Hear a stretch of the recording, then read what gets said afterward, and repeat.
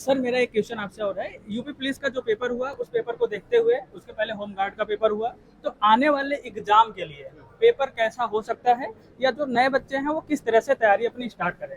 देखिए, पेपर तो हमेशा से ही एक बैलेंस स्तर का रहा। अगर सही से पेपर बनाया जाता रहे, जी। उस स्थिति में ये है कि अगर हम चीज़ों को रिवीजन में लगातार ले रहे हैं तो हमारे लिए डिफिकल्टी नहीं है। हम रिवाइज नहीं कर रहे हैं, हम चीज़ों को बढ़ाते चले जा रहे हैं, इकट्ठा करते चले जा रहे हैं, तो फिर हमारे लिए डिफिकल्टी है। इसमें जैसे मैथ्स का स्तर है, तो मैथ्स का लेवल तो वही आता है घूम करके, लेकिन हमारे सामने नई समस्या क्या आ जाती है कि हम उन्हीं चीज़ों को बार बार मिस कर जाते हैं। जैसे क्वेश्चन एक लाइन घुमाई, जैसे हमारे पास कल बच्चा पूछने आया था, तो एक लाइन कन्फ्यूजन कर गई कि एक ट्रेन में बैठा आदमी दूसरी ट्रेन को क्रॉस करता, ट्रेन ड्राइवर को क्रॉस करना वैसे ट्रेन ट्रेन को क्रॉस करना, एक छोटा सा क्वेश्चन था। तो इसलिए रिवीजन बहुत इंपॉर्टेंट है। जैसे जीएस का सेगमेंट है, जीएस के जैसे यूपी के एग्जाम दे रहे हैं, तो यूपी स्पेशल वगैरह पे बहुत बेहतर अगर ध्यान दिया जाए तो अच्छी परफॉर्मेंस लाई जा सकती है। इसी तरह रीजनिंग है, इसी तरह इंग्लिश, मतलब जो बाकी सब्जेक्ट हैं। लेकिन इससे सबसे ज़्यादा इंपॉर्टेंट है कि अगर आपकी तैयारी 70% या 75% टच कर चुकी है, तो डेली बेसिस पे एक मॉक दिया जाए, उसको प्रॉपर एनालाइज किया जाए।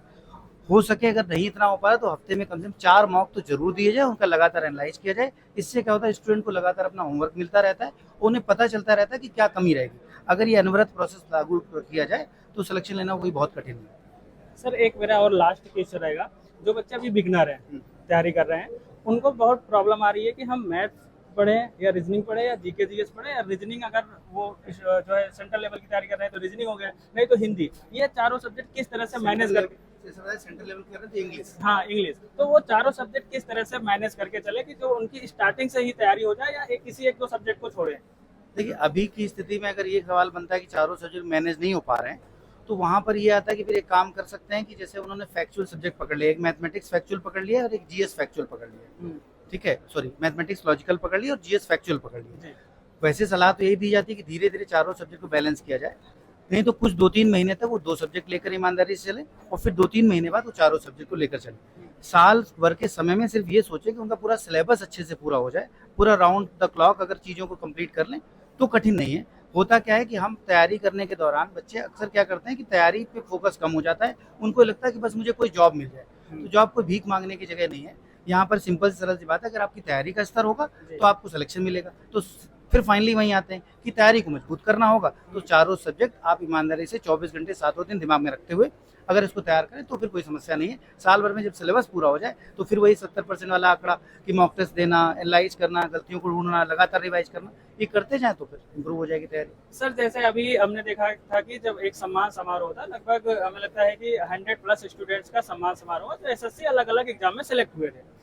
सर ओवरऑल अगर मैं पूछूं तो एक जो नॉर्मल बच्चा होता है, एवरेज बच्चा होता है, उसको सिलेक्शन में कितना टाइम चाहिए, कम से कम कितने टाइम उसको चाहिए? क्योंकि वो जैसे तैयारी करता है, स्टार्ट करता है, उसको टेंशन हो जाती है कौन सा फॉर्म आ रहा है, कौन सा नहीं आ रहा है, तो कितने दिनों का टाइम ड्यूरेशन कम से कम उसको रखना चाहिए? देखिए, शुरुआती 1.5 साल का समय तो सिर्फ सिलेबस के लिए रखना चाहिए। उसके बाद वो अपने एग्जाम देने के लिए तैयार हो जाता है। अगर हम शुरुआत के पहले दिन से एग्जाम पे टारगेट कर लें तो बहुत गलत तरीका है। हम साल भर के समय में प्रॉपर एग्जाम की प्रिपरेशन करें, सिलेबस की तैयारी करें, और जब सिलेबस पूरा हो जाए तो मॉक टेस्ट और जितने फॉर्म आते जाए उनको बढ़ते जाएं और लगातार एग्जाम देते रहें।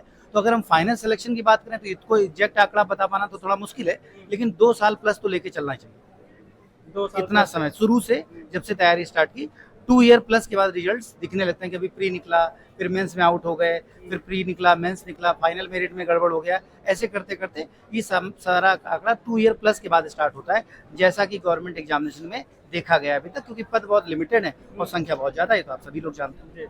इस क्वेश्चन का पूछने का मतलब ये था सर, बहुत सारे ऐसे गार्जियन होते हैं जो अपने जो है बच्चों को टाइम दे देते हैं, तुम्हारे पास 1 साल का टाइम है, 2 साल का, मैक्सिमम गर्ल्स के साथ ऐसा होता है कि 2 साल में आपको जो करना है वो कर लीजिए, इसलिए सर हमने ये क्वेश्चन। हाँ, तो इसमें ये कि 2 साल प्लस के बाद तो वो तैयार हो पाते हैं सही से। अब अगर हम 2 साल की डेडलाइन दे दें तो गलत बात है। ठीक है, ये खुद वो पेरेंट्स भी सोचें कि अगर उनके माता पिता ने एक लाइन खींची होती कि बस इसके बाद नहीं होगा तो तुम्हें यहाँ भेज देंगे, तो परफॉर्मेंस और डाउन हो जाती। तो इस तरह की लिमिट नहीं लगानी चाहिए, बच्चों को थोड़ा स्वतंत्र छोड़ना चाहिए और उनको अपनी तरीके से मेहनत करनी चाहिए, उन पर भरोसा रखना चाहिए, और बच्चों को भी चाहिए कि वो इस भरोसे को ना तोड़ें, लगातार मेहनत करें। तो पेरेंट्स अपने आप मतलब खुश रहेंगे जब उनकी परफॉर्मेंस होगी, लगातार पढ़ते नजर आएंगे, तो फिर समझेंगे कि नहीं, पढ़ तो रहे हैं, आज नहीं तो कल सफलता जरूर मिलेगी। तो इस तरह कोई दबाव ना बच्चों को खुद में महसूस करना चाहिए और ना ही पेरेंट्स को उनके ऊपर कोई दबाव बनाना चाहिए। Okay sir, thank you.